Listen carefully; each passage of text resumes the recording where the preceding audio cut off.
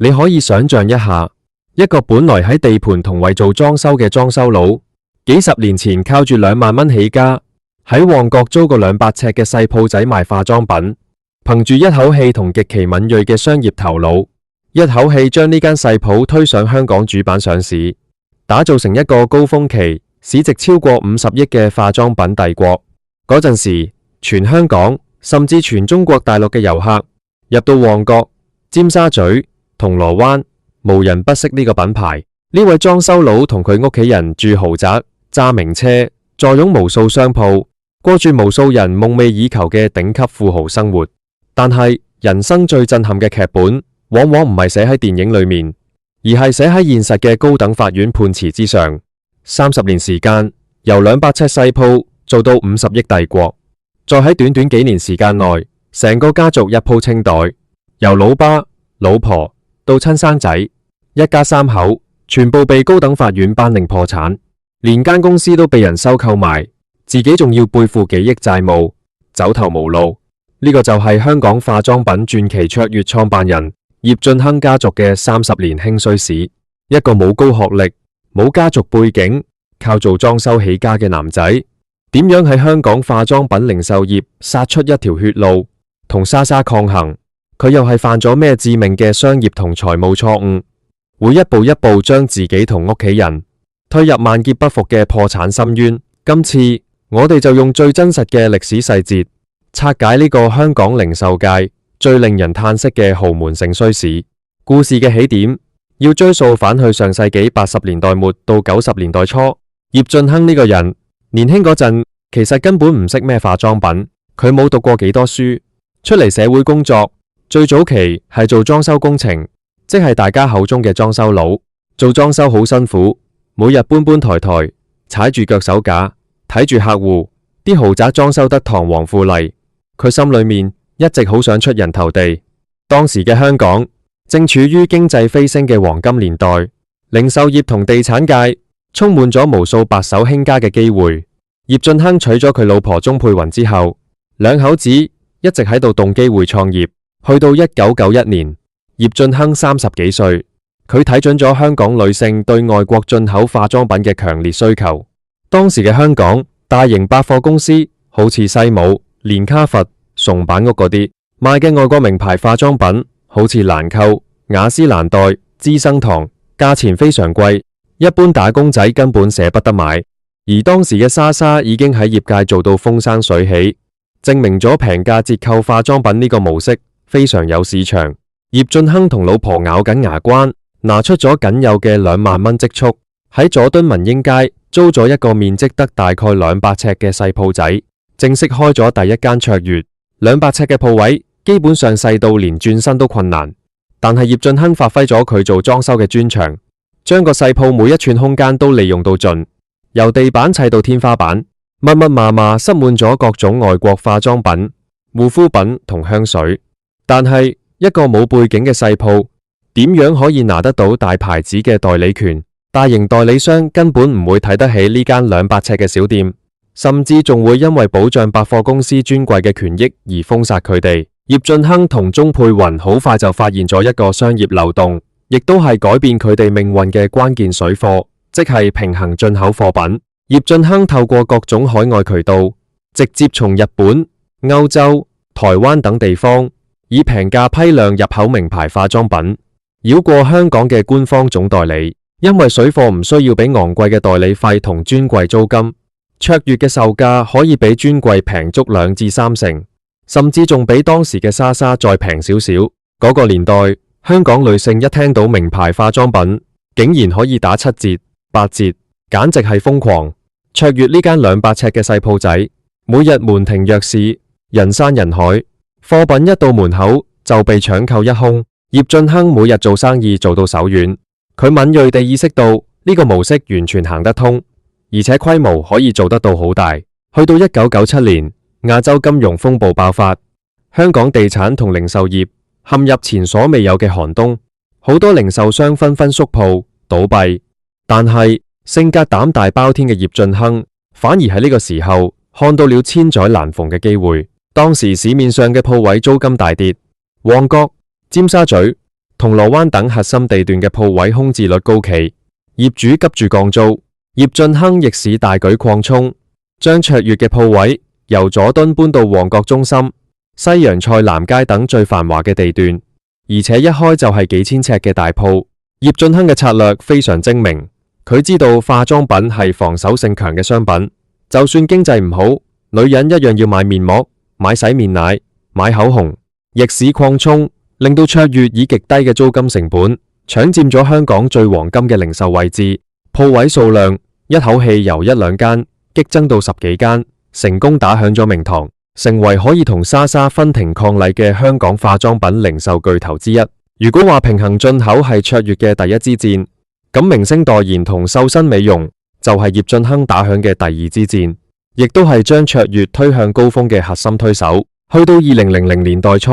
葉俊亨發現單純賣化妝品嘅毛利率始終有限，但係美容、瘦身同纖體嘅利潤極高。佢創立咗悅容莊美容纖體中心，並且喺行銷策略上採用咗當時非常震撼嘅明星效應。葉俊亨重金聘請咗大量無線電視，即係 TVB 嘅當紅女星、香港小姐、身材姣好嘅性感模特兒做代言人，好似鍾麗緹、佘詩曼、袁潔瑩等等，鋪天蓋地喺香港嘅報紙、雜誌、巴士、車身同電視打廣告。呢啲廣告嘅視覺效果極具衝擊力，將卓越同美麗、瘦身、時尚畫上等號。香港嘅男男女女每日出門口睇到嘅廣告，幾乎有一半都係卓越嘅代言人。呢套組合拳大獲成功，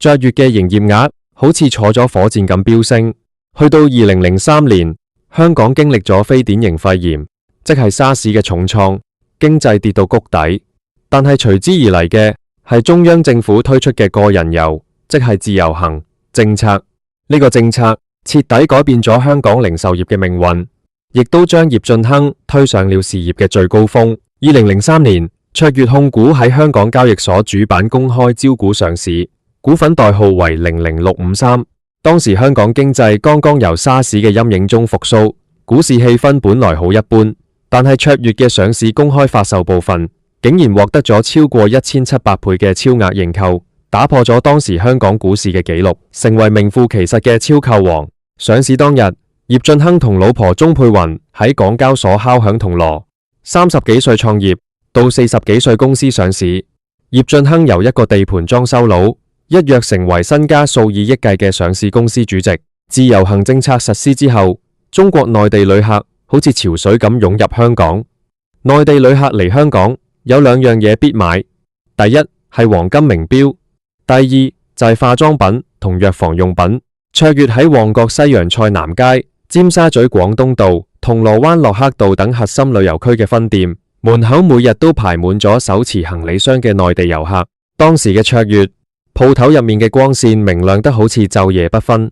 貨架上擺滿咗水貨名牌、日本藥妝，甚至連港製藥油、奶粉都一應俱全。內地遊客入到嚟唔係一件一件買，而係成箱成箱咁搬。收銀機叮叮當當響個不停，一日嘅現金流動輒數以百萬計。去到2010年至2014年呢段黃金時期，卓越喺全港嘅分店數量高達近50間，集團年營業額突破30-40億港元，市值最高峰時期超過50億港元。葉俊亨家族持有卓越大量股份，每年單單係收股息就以千萬計。富貴咗嘅葉俊亨開始展現出極度豪氣嘅豪門作風。佢同老婆鍾佩雲、兒子葉偉倫、湯米住喺九龍塘同加多利山嘅頂級豪宅，名下擁有無數名車、名錶，甚至經常出入高尚會所。而葉俊亨最中意做嘅嘢，亦都係香港無數富豪最喜歡嘅遊戲：買樓、炒鋪、買工廈。喺2000年代到2010年代初，香港嘅樓市同商鋪價格一路狂飆。葉俊亨憑住卓越強勁嘅現金流，大量買入九龍同新界嘅商鋪、工廠大廈，甚至住宅物業。當時喺佢眼裏面，香港嘅地產係永遠唔會跌嘅神話。買鋪唔單止可以俾卓越自用慳租金，仲可以等升值兼向銀行抵押套現，真係一舉多得。然而，正如俗話所講，成也風雲，敗也風雲。卓越嘅盛極而衰，往往喺最輝煌嘅時刻就已經埋下咗伏線。葉俊亨嘅帝國看似龐大，但係裏面有幾個致命嘅內傷，喺經濟順風順水嗰陣被掩蓋咗，一遇到逆風就立刻變成致命嘅毒藥。第一大致命傷係商業模式嘅嚴重滯後同缺乏壁壘。卓越嘅核心競爭力一直係靠水貨、折扣、旅遊業人流，但係水貨呢種模式門檻極低，隨住網絡時代嘅降臨，電商平台好似淘寶、天貓、京東快速崛起，加上內地海關對代購同平行進口嘅打擊越來越嚴，內地遊客再唔需要特登拖住個行李箱嚟香港排隊買化妝品，喺手機上點幾下就可以直送到家。而且卓越缺乏獨家代理嘅超級大品牌，佢賣嘅嘢莎莎有，網店有，連街邊嘅藥房都有。當價格優勢消失，遊客自然流失。第二大致命傷係對實體門市同高昂租金嘅過度依賴。喺自由行高峰期，香港核心區嘅商鋪租金被炒到天價，一間幾百尺嘅鋪位，月租可以高達幾十萬，甚至上百萬。葉俊亨為了同莎莎競爭，盲目追求分店數量同鋪面面積，鎖定咗大量長期嘅高價租約。當零售業市道一旦回落，呢啲高昂嘅租金同人工立刻變成每日吞噬公司現金流嘅黑洞。第三大致命傷，亦都係最致命嘅一擊，財務上嘅過度槓桿、高利借貸，以及葉俊亨個人對地產同金融投資嘅過度自信。去到2014年，香港零售業開始出現疲態，自由行旅客嘅消費力開始下降，卓越嘅業績出現顯著嘅倒退，利潤大幅下滑。但係葉俊亨同佢嘅家族喺過去10幾年嘅大升市入面，養成咗膨脹嘅自信。佢哋唔單止冇及時縮減業務，保存現金，反而繼續喺地產市場加大槓桿。葉俊亨以個人同家族名義買入咗大量工廈同商鋪，其中最著名嘅就係位於荃灣嘅卓越集團中心總部大樓，以及九龍同新界嘅多個物業。買樓需要資金，葉俊亨就將名下嘅物業同卓越嘅股份向銀行同金融機構進行高比例嘅抵押貸款，即係做按揭、二按甚至三按。如果樓市同股市繼續升，呢種以股抵押、以樓套現嘅遊戲可以繼續玩落去。但係去到2019年，香港爆發咗前所未有嘅社會運動，核心旅遊區嘅零售業受到重創，旅客數量斷崖式下跌，卓越嘅實體門市生意一落千丈，門可羅雀，每個月都要虧損幾千萬元。接踵而至嘅係2020年全球爆發嘅新冠疫情，香港與內地通關完全中斷，遊客數量直接歸零。呢一擊徹底打斷咗香港旅遊零售業嘅脊骨，亦都將卓越推上了絕路。喺2020年嘅最黑暗時期，卓越嘅門市開一間虧一間，現金流徹底乾涸。葉俊亨面對住龐大嘅鋪租、員工薪金以及銀行同財務公司嘅追債，終於撐唔住咗。為了籌集資金救急，葉俊亨做出了第一個改變家族命運嘅決定，賣掉卓越嘅控制權。2020年2月，葉俊亨同老婆鍾佩雲將佢哋持有嘅卓越控股約40.4%嘅股權，以極度折讓嘅低價出售俾咗當時嘅卓越副主席陳健民。交易完成之後，陳健民成為咗卓越控股嘅大股東同主席，而葉俊亨家族則退出了卓越嘅管理層。葉俊亨本來以為甩手賣咗上市公司的股份，套現咗一筆資金就可以還清債務，落得一身輕鬆。但係佢萬萬冇諗到，呢個只係佢人生夢魘嘅開始。原來喺賣股之前，葉俊亨家族已經因為個人嘅地產投資同私人借款，向出面嘅財務公司，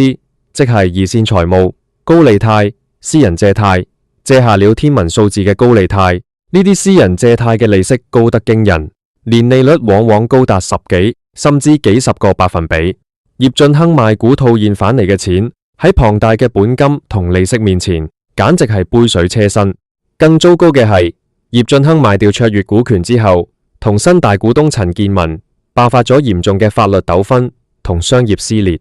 陳健民接手卓越之後，發現公司內部嘅財務狀況遠比想象中複雜，雙方喺本票、借款同資產過戶等問題上產生咗巨大分歧，最後甚至反目成仇，告上高等法院。2021年前後，葉俊亨名下嘅私人業務開始全面爆煲，其中最具代表性嘅就係佢哋家族旗下嘅悅榕莊美容院連鎖店。2021年9月，悅榕莊同附屬嘅美容纖體中心突然宣布全線結業，當時有數以千計嘅顧客買咗成幾萬元嘅美容套餐，突然發現店鋪關門大吉，追討無門，數百名員工被拖欠薪金同遣散費，涉款數以千萬計。呢件事喺香港引發咗極大嘅社會轟動，卓越同葉俊亨嘅名聲徹底掃地。然而，真正將葉俊亨家族推向無底深淵嘅係個人擔保，即係個人擔保承諾。喺商業世界入面，好多企業家最常犯嘅致命錯誤就係將個人資產同公司債務混為一談。葉俊亨喺過去幾年向銀行、財務公司同借貸款項時，為了順利拿到貸款，幾乎喺所有的借貸合約上面都簽下了自己、老婆鍾佩雲以及兒子葉偉倫嘅個人擔保。簽咗個人擔保，意思就係如果借款公司還唔到錢，債權人有權直接向擔保人追討，甚至申請擔保人個人破產，清算擔保人名下嘅所有私人資產。去到2022年，債務雪球已經滾到無人能控制嘅地步，銀行、二線財務公司、私人債主，甚至連卓越新管理層相關嘅公司，紛紛入稟香港高等法院，向葉俊亨、鍾佩雲同葉偉倫追討數以億計嘅欠款，並向法庭申請對佢哋一家三口頒發破產呈請。當時嘅法庭新聞幾乎每隔幾個星期就會出現葉俊亨家族嘅名字。今日係某間財務公司追討2000萬，明日係某間銀行追討5000萬，後日又係物業被債權人接管拍賣。葉俊亨家族名下位於九龍塘嘅豪宅、荃灣嘅工廈、旺角嘅商鋪，相繼被銀行同執達利接管，變成銀主盤同放盤拍賣。但係拍賣得返嚟嘅錢喺漫天飛舞嘅債務面前，根本只係九牛一毛。去到2023年1月9日，香港高等法院正式開庭審理葉俊亨嘅破產案。法官喺聽取咗債權人嘅陳述之後，由於葉俊亨根本無法提出任何可行嘅債務重組方案，亦都無法償還高達數億港元嘅欠款，高等法院法官即庭頒令，宣布葉俊亨正式破產。緊隨其後，喺同一年嘅2月同3月，高等法院亦都相繼頒令，宣布葉俊亨嘅老婆鍾佩雲以及佢哋嘅兒子葉偉倫同樣正式破產。一家三口由昔日身家50億、坐擁化妝品帝國嘅豪門家族，喺短短3年時間內，全部被高等法院頒布破產令。所有名下嘅豪宅、名車、銀行存款、股票、物業，全部被破產管理處接管清盤。佢哋唔單止失去了所有嘅財富，連日常生活都受到嚴格嘅破產條例限制，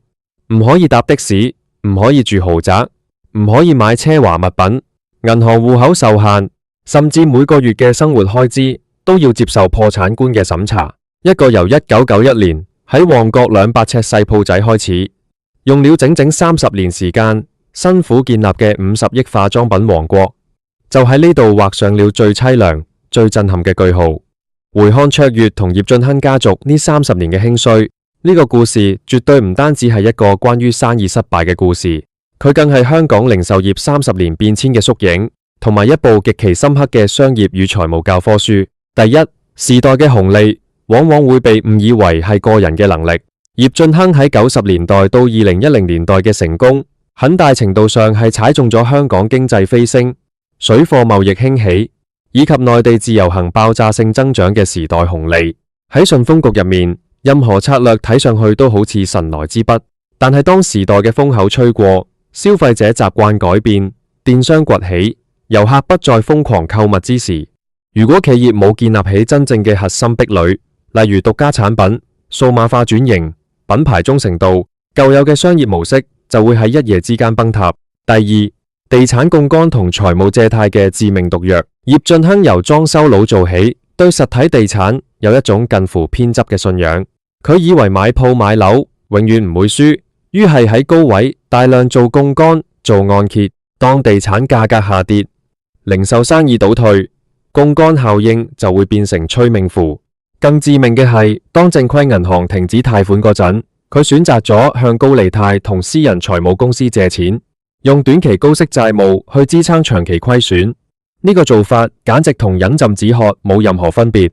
第三，個人擔保將全家人推入火坑。喺商業營運入面，有限責任公司即係有限公司，本來係一種保護企業家個人資產嘅法律制度，但係葉俊亨為了借錢，將自己、老婆同埋仔全部簽落去，落做個人擔保。結果公司爆煲嘅時候，防火牆完全失效，直接燒到成個家族嘅私人財產，最終落得一家三口集體破產嘅悲慘結局。今天嘅香港街頭，卓越嘅分店已經寥落神星，昔日同莎莎雙雄並立，門庭若市嘅盛況早已成為歷史嘅陳跡。而葉俊亨呢位曾經喺香港零售界叱咤風雲嘅裝修佬，亦都由財經版嘅傳奇封面變成了法庭版嘅破產被告。30年河東，30年河西，由200尺細鋪到50億帝國，再到一家三口全部破產。呢個故事教訓我哋喺商業嘅大海裏面，敬畏風險、控制槓桿、順應時代，永遠比盲目嘅膨脹同貪婪更重要。因為不論你曾經飛得幾高，只要犯咗致命嘅財務錯誤，現實嘅重力隨時會喺一夜之間將你所有嘅一切全部輸清光。